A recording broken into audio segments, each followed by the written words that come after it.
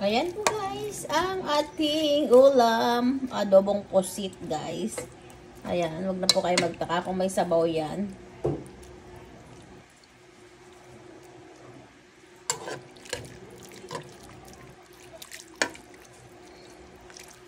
Nagisa lang po tayo dyan guys ng bawang sibuyas tsaka yung kamatis.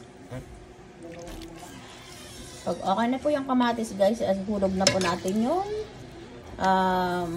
pusit guys. Tapos naglagay tayo ng pampalasa, magic sarap, paminta, toyo, tsaka yung sili na berde. Ayan po.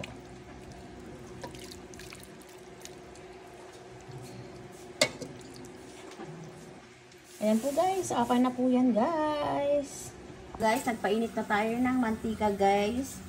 Dahil yung tira po na ilang piraso, ginawa po natin siyang calamares.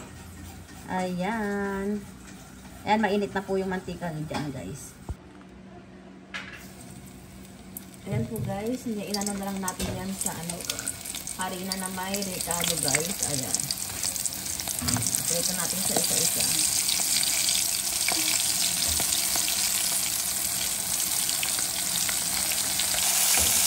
Ayan po guys, pinarito na po natin yung pusit. Ayan. Pinat lang po natin yung sa harina na may ricado po guys. Naglagay na tayo dyan na magic sarap sa kayong paminta. Ayan. So, isa na natin yung itiprito guys. Ganyan.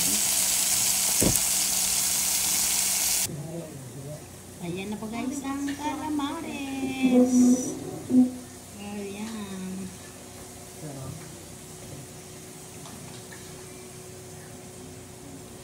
Sarap lang po guys.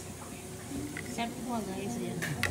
Ayan po guys. Thank you guys for watching. Bye. Just like, share, and subscribe.